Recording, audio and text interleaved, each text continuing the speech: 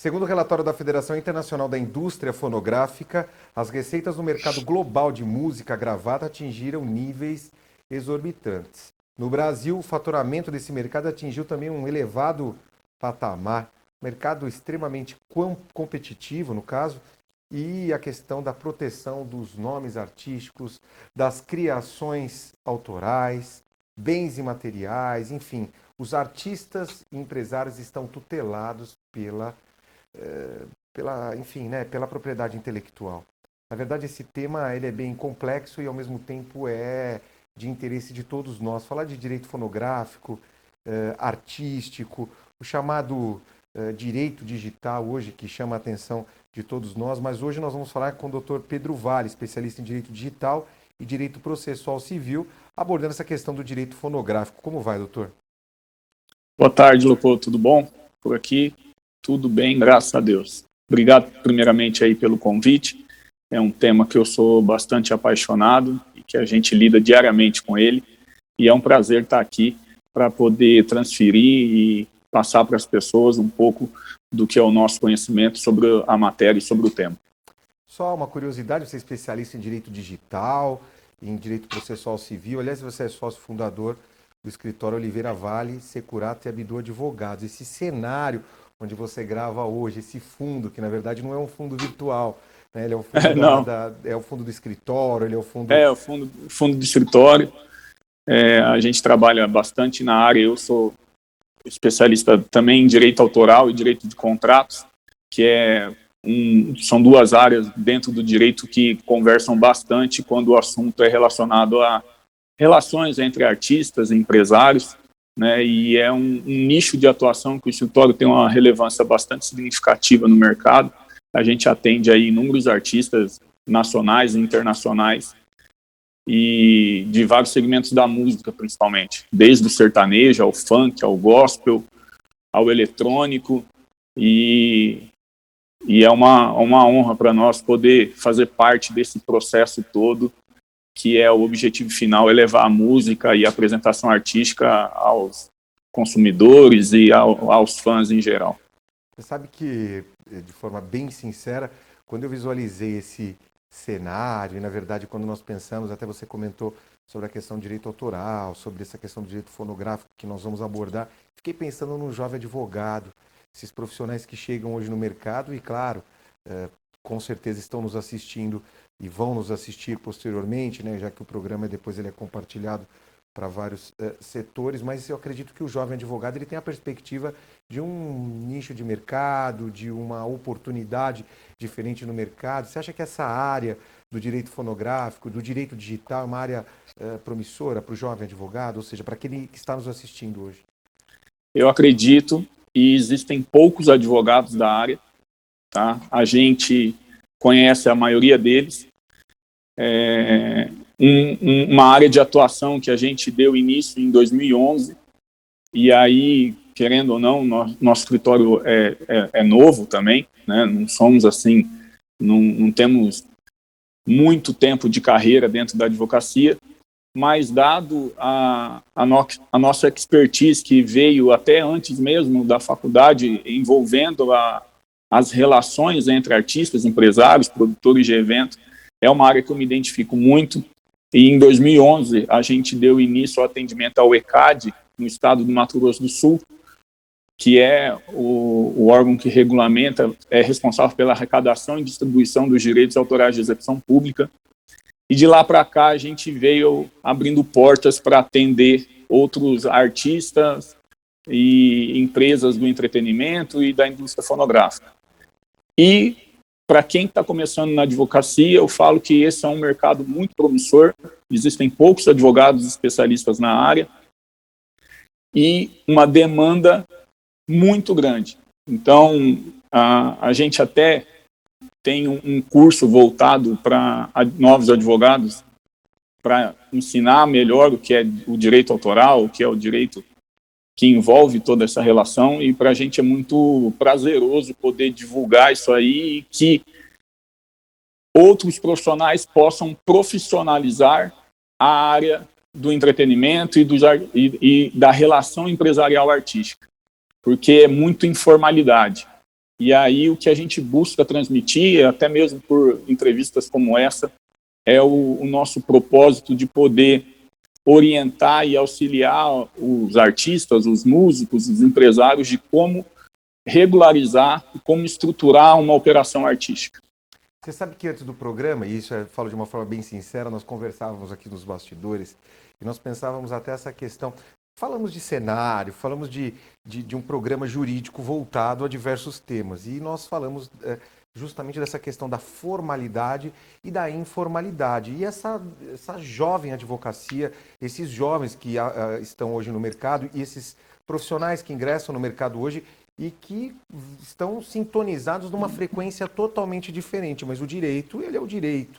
O direito, ele é tradicional. O direito, fiquei até pensando, né, nessa dinâmica toda, e o nosso desafio sempre de, por exemplo, proporcionar um programa que seja de encontro a esses profissionais, e esses profissionais que, em tese, um dia já nos chamaram de cringe, né? Na verdade, não é esse o objetivo, mas, na verdade, qual é a dinâmica disso, né? Como tornar um programa atraente para o jovem, ou seja, também, e aí trazendo para esse tema, como despertar nesse jovem, nesse profissional que assiste o nosso programa, para que ele tenha interesse, por exemplo, de seguir essa área voltada ao direito autoral ou coisas do tipo, e como lidar com essa massa toda de profissionais que são dinâmicos, são diferentes. Eu tenho certeza que aquele profissional mais tradicional, mais experiente, muitas vezes ele nem passou, né, por esse tema diferente. Como que você pensa sobre isso?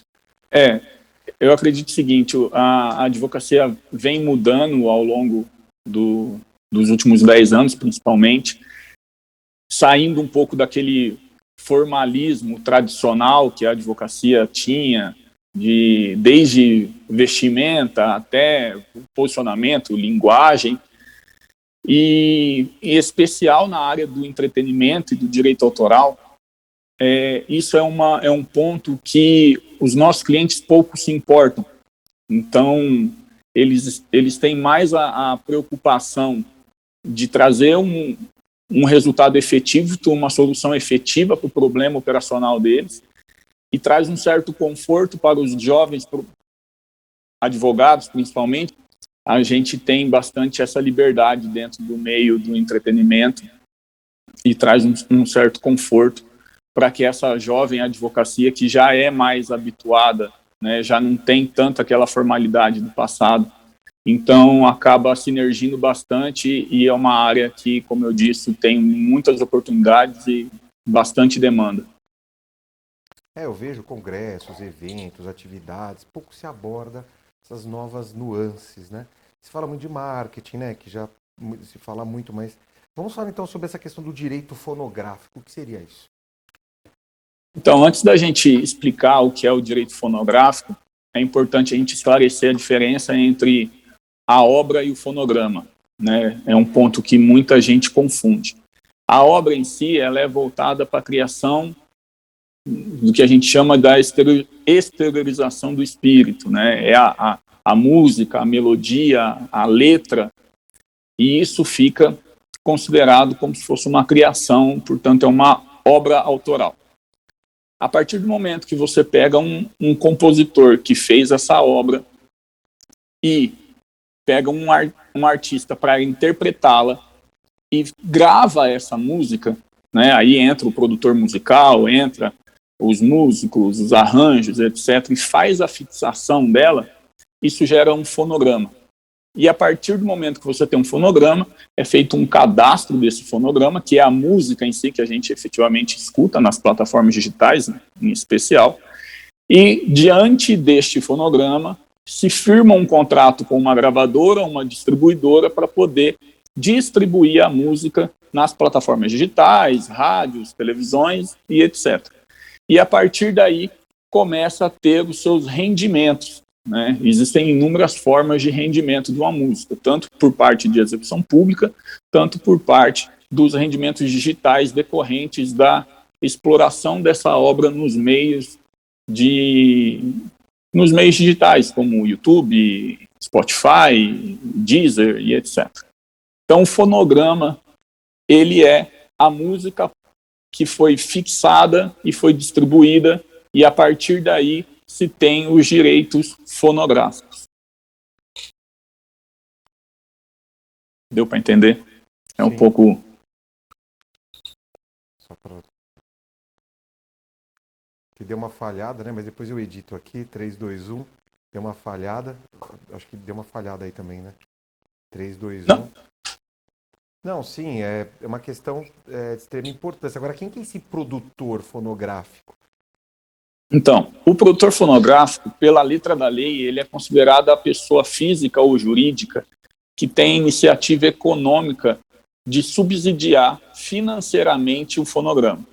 Ou seja, é ele que pagou a liberação autoral, é ele que pagou o produtor musical, os custos com gravação. Então, a partir deste momento, essa pessoa, ela é considerada, seja física ou jurídica, um produtor fonográfico. Para poder visualizar melhor, os maiores produtores fonográficos do país e do mundo são as próprias gravadoras, porque elas firmam um contrato com os artistas e pagam para os artistas um determinado valor por faixa, né, ou por single, ou por produto, né, que é um CD ou um DVD com tantas faixas, e com base nisso, o artista pega esse recurso e vai aos estúdios, vai vai juntar ali a sua equipe de músicos para poder gravar as suas obras e, a partir daí, se gerar um produto fonográfico. Então, o produtor fonográfico é quem paga o fonograma. Agora, se essa pessoa, esse próprio artista que teve a iniciativa econômica de ir lá e subsidiar todos esses custos, ele se torna o próprio produtor fonográfico. Então, além de artista, ele também tem como ser produtor fonográfico e apenas utilizar uma plataforma para distribuição dos seus fonogramas. E os direitos desse produtor fonográfico? Os direitos do produtor fonográfico, existem dois tipos vinculados aí. Um é o direito autoral de execução pública, que esse é arrecadado pelo ECAD, então todo o direito autoral que o ECAD arrecada, 2/3 é autoral e 1/3 é conexo. Só então, para pensar na prática, por exemplo, acontece um show hoje no Brasil, vamos dizer, acredito que no Brasil, né? Porque o ECAD acho que ele só funciona no Brasil. Mas acho que é só no Brasil, ou ele também fiscaliza fora? Ele funciona no Brasil, mas as associações que compõem o ECAD possuem convênios internacionais para arrecadação dos direitos autorais fora do país. Interessante. Então, por exemplo, o ECAD, por exemplo, fiscalizando ali um determinado show, verifica que, ou não digo um show, uma determinada casa noturna que está exibindo, por exemplo, uma música de determinado autor. E ali essa música está sendo reproduzida por aquela banda da casa ou por uma outra banda. E é lógico, o sucesso daquela casa com a participação daquela música reproduzida por aquela banda, que não é a banda realmente autora da música, quer dizer, isso vai trazer um retorno para casa. O ECAD vai lá e fiscaliza e aplica uma multa na casa ou cobra da casa um valor, é isso? É quase isso. Vou explicar, vamos lá. O ECAD é o órgão responsável por cobrar os direitos autorais de execução pública. Aonde é devido o pagamento de direito autoral? Em todo local que a lei denomina que é de frequência coletiva. E que explora economicamente uma atividade. Então, assim, não só casas noturnas, mas academia, bares, restaurante, avião, hotéis, todos esses ambientes que são comerciais e que executam música devem ser feito pagamento e o recolhimento do direito autoral. E quem faz isso é o ECAD. Tá? Aí, existe uma diferença que eu vou te explicar, que você falou da banda que toca a música do Gustavo Lima, por exemplo. Quando é uma interpretação ao vivo, ali tem a arrecadação do direito autoral, porque não existe o fonográfico. O fonográfico, ele é só quando é reproduzido o fonograma que já existe, que já foi gravado pelo aquele determinado artista. Então, se você pega uma rádio, por exemplo, o valor que a rádio paga, existe lá, a rádio paga uma mensalidade pela execução dos fonogramas na sua grade de programação. Ao final do mês, a rádio envia para o ECAD, existem sistemas hoje que reconhecem isso, e todo o repertório que aquela rádio utilizou na sua grade de programação. E, com o valor que ela paga, esse repertório é dividido e dentro dele existe direito autoral e direito conexo. Então, qual que é a diferença disso? Direito autoral é para autor e editor, que o autor que é o compositor da obra. Então, 2/3 do valor arrecadado tem a natureza autoral. O 1/3 tem natureza conexa, que é o quê? Produtor fonográfico, é dividido aí esse 1/3 entre produtor fonográfico, intérpretes e músicos e executantes. Então, existe toda uma matemática aí, e isso tudo é feito por meio de regras de split, conforme o sistema arrecada, reconhece e distribui de forma toda automática. E assim que é feito o pagamento, o reconhecimento, após cada trimestre, o ECAD distribui os valores arrecadados para os devidos titulares. E dá para controlar isso? Quer dizer, como que se controla isso realizado pelo ECAD? Como que ele arrecada e distribui? Como que se controla isso? Existe um controle efetivo? Existe um controle muito efetivo. Inclusive, o ECAD, a gestão coletiva de direitos de execução pública no Brasil, é uma das melhores do mundo. Nossa. E pode parecer complexo, mas hoje a gente consegue fazer consegue ter acesso a essa tecnologia. Eu vou dar uma analogia aqui, pelo próprio celular. Existe um aplicativo dentro do celular que chama Shazam. Já ouviu falar? Sim, o Shazam é muito utilizado. Muito utilizado. A partir do momento que você coloca para ele identificar uma música ali, ele faz uma leitura daquele áudio e automaticamente ele identifica qual que é o fonograma. E quando é feito o cadastro do fonograma, dentro do fonograma já fica ali registrado qual que é o percentual de cada um. Então, todo o sistema faz isso de forma automática, essa divisão de receita, seja de royalties, e aí, por analogia, o que o ECAD faz, a divisão dos direitos de execução pública. Agora, só para entender de uma forma específica, quem usa o Shazam, por exemplo, qualquer aplicativo, o ECAD não tem participação em nada nesse aspecto, só se fosse... Tem também? Não. Não, né? Na verdade é só assim. em algo público, de forma... Não, só para entender. Realmente, é bastante complexo, por isso que eu adoro falar sobre esse assunto. Muito bom, muito bom. É o seguinte, o ECAD, ele arrecada o direito autoral de execução pública. Então, lembrando, o que é execução pública? Local de frequência coletiva que tem exploração econômica. A internet é considerado um local de frequência coletiva. Então, o ECAD arrecada do YouTube direito autoral, o que é uma coisa. O ECAD arrecada das plataformas digitais o direito autoral por ser execução pública. E isso é um tipo de direito. Agora, o que o Spotify paga de digital é outra situação.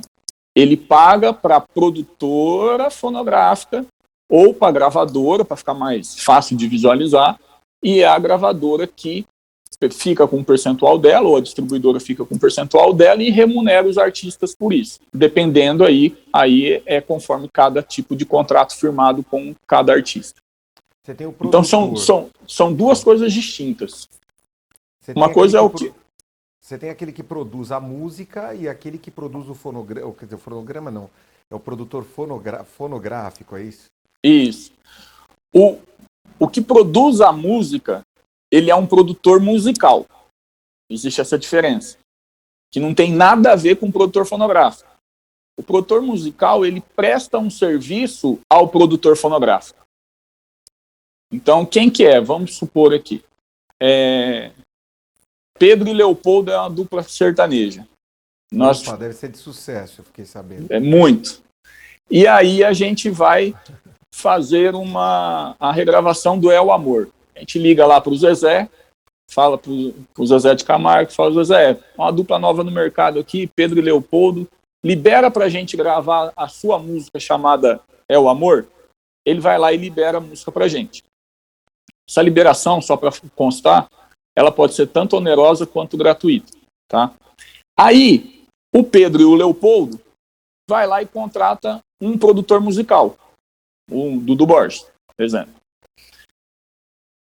e paga para o Dudu fazer a nossa produção. Então a gente vai lá para o estúdio dele, grava, põe voz, pega a bateria e tudo mais, formamos a música, a obra É o Amor, interpretada por Pedro e Leopoldo. Nós estamos com um fonograma pronto. Como a gente que pagou esses custos, nós somos o chamado produtor fonográfico. Uhum.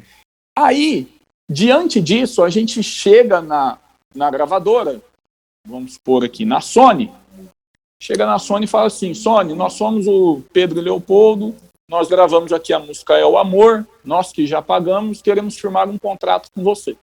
Aí a Sony fala, ótimo, legal, quero um contrato de cessão de direitos, eu vou te pagar X mil reais por esse fonograma, e o rendimento nós vamos dividir meio a meio, 50% para a dupla e 50% para a gravadora. Aí, o que é esse rendimento? Esse rendimento é decorrente da exploração do digital, dos royalties artísticos. Quando essa música começa a tocar no Brasil inteiro, que vai ser um sucesso nacional, né? Pedro e Leopoldo cantando É o Amor, o ECAD começa a identificar nos bares, nos restaurantes, nas rádios, na televisão, e começa a identificar esse fonograma. Aí ele vai lá, cobra o direito autoral, o estabelecimento comercial paga e ele faz a arrecadação do que é execução pública por ter sido veiculado em locais de frequência coletiva.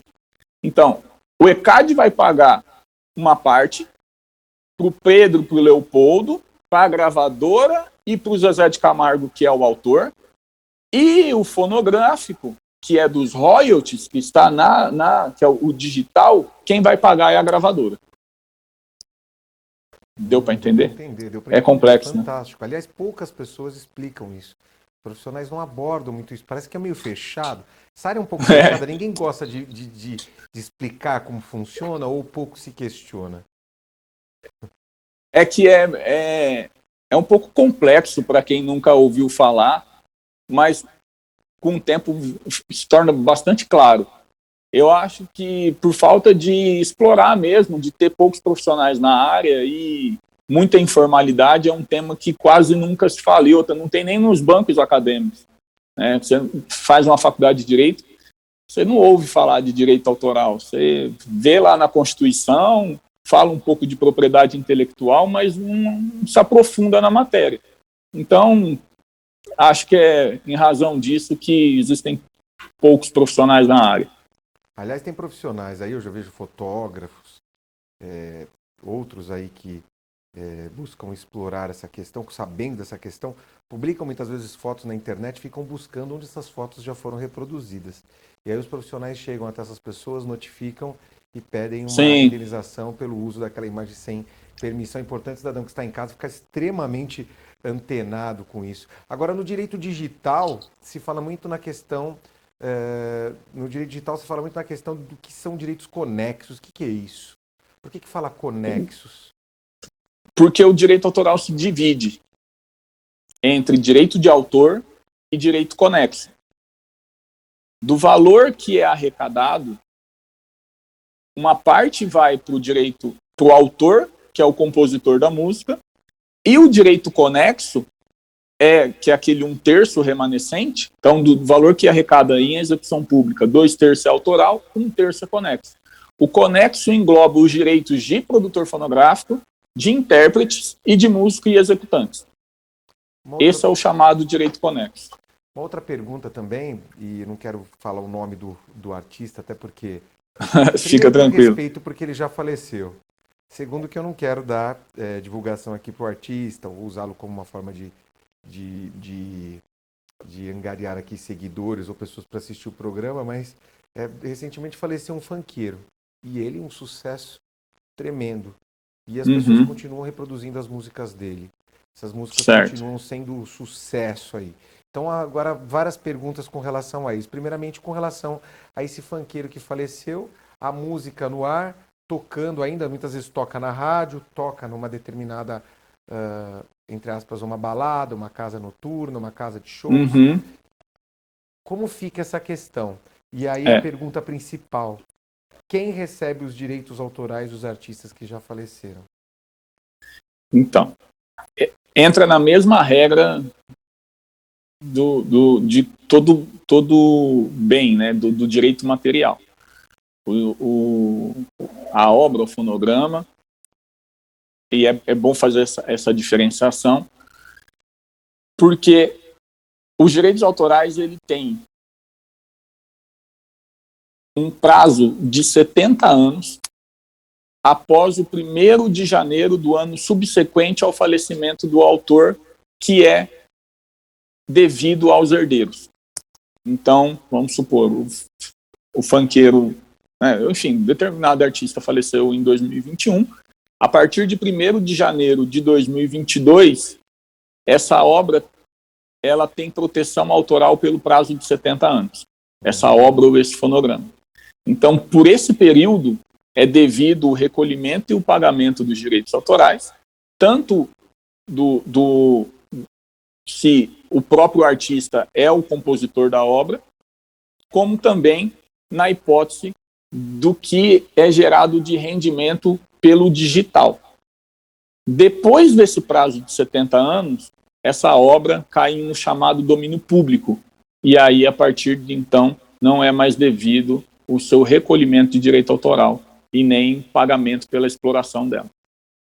Mas até então, os herdeiros recebem e devem se habilitar, devem buscar aí os seus direitos para poder fazer jus ao recebimento desses direitos autorais. Já existiram várias ações, inclusive com pessoas do mundo sertanejo, que começam achando que não vão estourar no mercado, começam ali fazendo um registro, e aí tem um caso que é um caso extremamente conhecido, né, que é um dos ícones aí do sertanejo moderno, que registrou, por exemplo, a sociedade, e aí depois, enfim, registrou a marca primeiro do que o cantor que o acompanhava, e aí a marca deu certo, fez sucesso, mudaram o cantor, que seria em tese o sócio, e aí lá na frente esse sócio quer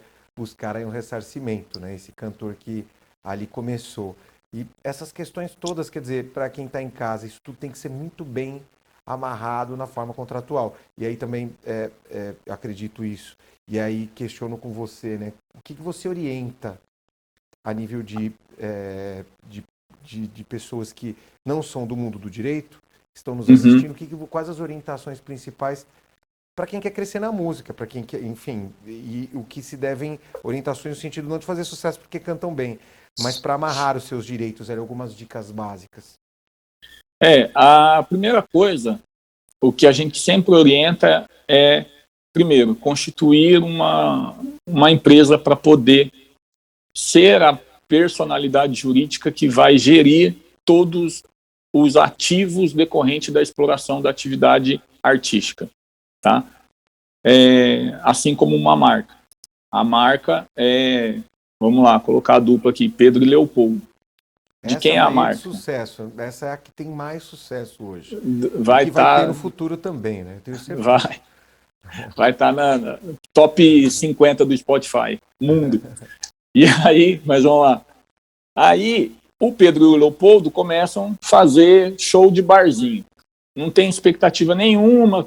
A gente começou no passado lá, fazia barzinho, voz e violão, e com isso, de repente, a gente acerta uma música e começa já a fazer uma venda de shows num valor mais significativo, o nome da dupla começa a tomar uma certa notoriedade.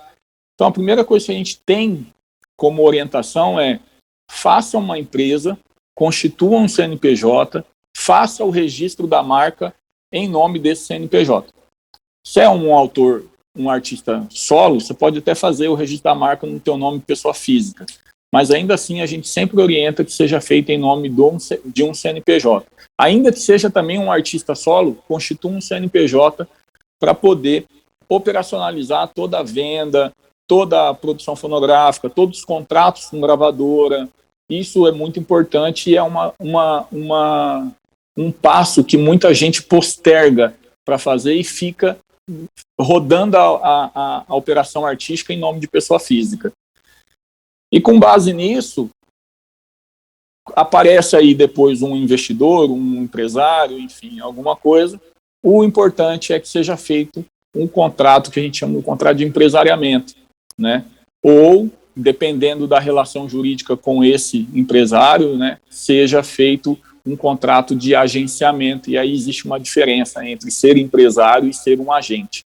E também é bastante complexa essa diferenciação aí. Muita gente confunde isso.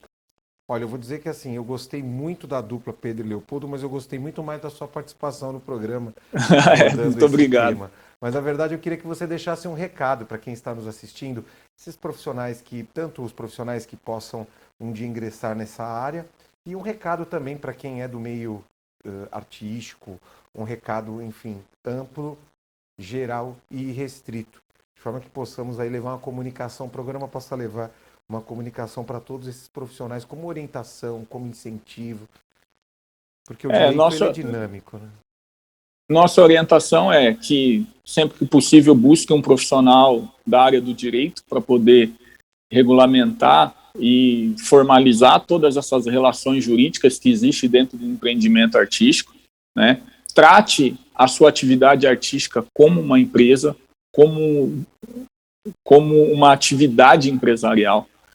E os reflexos que tudo isso tem, né? A partir do momento que você consegue enxergar que a sua atividade artística ela é uma atividade empresarial, você tem aí inúmeras relações, tanto com consumidores, com prestadores de serviço, com colaboradores, com fisco, com relações trabalhistas e principalmente as relações contratuais.